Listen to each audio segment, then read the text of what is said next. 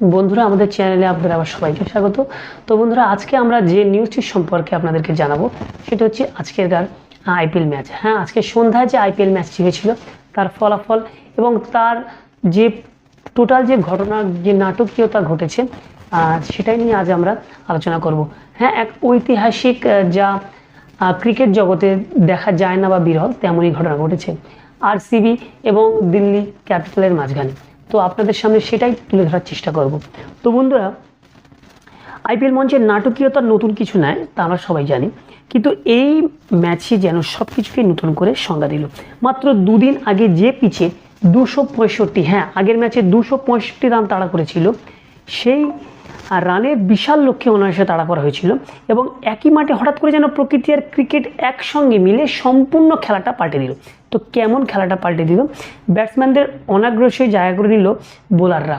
বোলারদের দাপট আজকে দারুণ একটা প্রভাব ফেলে, মানে ব্যাটসম্যানরা কোনোভাবেই কোনো কিছু করতে পারেনি। তো স্বাভাবিকভাবে দিল্লি ক্যাপিটাল টসে হেরে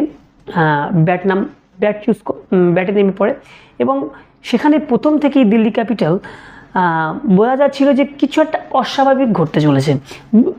নূতন বলের সুইং, নিখুঁত লাইন, হেলথ আর ধারাবাহিক আক্রমণ সব মিলে ব্যাটসম্যানদের কাছে যেন একটা হিমশিম খেয়ে যাওয়ার মতো ব্যাপার চলছিল।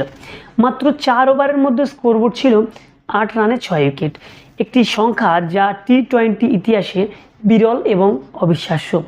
পাওয়ার প্লে শেষে স্কোর দাঁড়ায় 13 রানে 6 উইকেট। আপনি ভাবতে পারছেন 13 রানে 6 উইকেট মানে এমন আপনি সচরাচর দেখেন না। তো ব্যাটসম্যানদের শারীরিক ভাষা দেখে মনে হচ্ছিল তারা যেন সম্পূর্ণ দিশেহারা, কেউ স্থির হয়ে দাঁড়াতে পারছিল না, কেউ বুঝতে পারছিল না যে বল কতটা সুইং করবে বা বল কতটা পিচের কীভাবে আচরণ করবে। মাঠে তখন যেন একতরফা আধিপত্য বিরাজ করছিল। হ্যাঁ, তো এই বিরাজ করছিল কাদের জন্য? অবশ্যই রয়্যাল চ্যালেঞ্জার্স ব্যাঙ্গালোরদের ভুবনেশ্বর কুমার এবং জোশ হ্যাজেলউড, এই দুই দুর্ধর্ষী বোলার। ভুবনেশ্বর কুমারেরও ইন সুইং এবং আউট সুইংয়ের তো জবাব নেই, আর হ্যাজেলউডের বিভ্রান্ত করা বাউন্সার উচ্চতা কাজে লাগিয়ে ক্রমাগত চাপ সৃষ্টি করছিল। তো ভুবনেশ্বর শেষ করেন মাত্র 5 রান দিয়ে 3 উইকেট নিয়ে এবং হ্যাজেলউড 12 রান দিয়ে মাত্র 4 উইকেট নিয়ে নেন। তো এই যে একটা দুজনেই মিলে 7টা উইকেট নিয়ে যে পুরো টিমটাকে বসিয়ে দিল, এই দৃশ্য দেখতে আপনারা বিরল, দেখা যায় না। তো ওইদিকে শুধু বলারদের দাপট আমি বলবো না, অবশ্যই এখানে ফিল্ডার, মানে আরসিবির ফিল্ডার যে এক সুন্দর যে একটা ফিল্ডিং করেছে তার একটা বর্ণনা আমি তুলে ধরছি। তো টি-20 ক্রিকেট যেখানে সাধারণত আক্রমণাত্মক ফিল্ডিং মানে বাউন্ডারি বাঁচানো, সেখানে রয়্যাল চ্যালেঞ্জার্স ব্যাঙ্গালোর ব্যবহার করলো একাধিক স্কিপ ফিল্ডার। এই আক্রমণাত্মক ফিল্ড সেটিংস ব্যাটসম্যানদের উপর মানসিক চাপ আরও বাড়িয়ে তোলে। তো ধ্বংসাস্তূপের মধ্যে একমাত্র কিছুটা প্রতিরোধ করার চেষ্টা করলেন অভিষেক পোরেল। তিনি 30 রান করে 33 বলে ধৈর্য ধরে ইনিংস সামলানোর চেষ্টা করেন, কিন্তু অন্য প্রান্তে উইকেট পড়তে থাকায় তার এই লড়াই ও দলকে বড় স্কোর করতে দিল না। তো যেখানেই শেষ পর্যন্ত 75 রানে পুরো টিমটা অল উইকেট হয়ে যায়।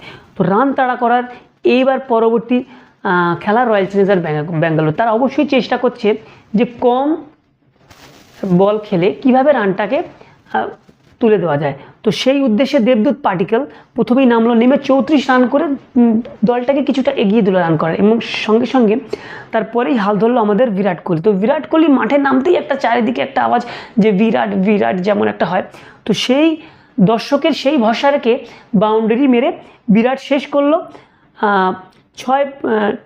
6.3 ওভারে 77 রান এবং সাথে একটা উইকেট। তো এইভাবে ব্যাঙ্গালোর নিজের জয়টাকে হাসিল করলো। তো এই যে আজকে একটা ম্যাচ আপনারা দেখলেন বা আমি যেটা আলোচনা করছি সেটা, এই পরিস্থিতি সবসময় দেখা যায় না এবং এই পরিস্থিতি ব্যাঙ্গালোরের ফ্যানদেরকে আবারও পরিচয় করে দিল যে না, হ্যাঁ ক্রিকেটের জগতের পরিস্থিতি যে কোনো মুহূর্তে পাল্টাতে পারে। এই যে আগের দিন 264 রান করলো, কিন্তু আজকে পারলো না। তো এমনই আজকে যে রাজা কাল সে ফকির।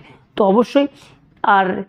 অবশ্যই রয়্যাল চ্যালেঞ্জার বা আরসিবির ব্যাঙ্গালোরদের দর্শকদের মাঝে এটা অবশ্যই অভাবনীয় একটা সাড়া ফেলে দিয়েছিল না যে আরসিবি এবারে কাপ জিততে পারে।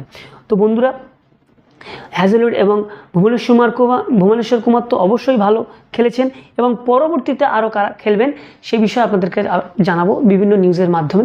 তো যদি এই নিউজটি ভালো লেগে থাকে আপনাদের অবশ্যই লাইক কমেন্ট শেয়ার করুন এবং কমেন্ট সেকশনের মাধ্যমে আপনাদের মতামত জানান কি হতে চলেছে বা কে জিততে পারে। তো আজ সঙ্গে থাকার জন্য অনেক ধন্যবাদ। আজকে এই পর্যন্ত, দেখা হচ্ছে নেক্সট অন্য কোনো টপিকে। Thank you.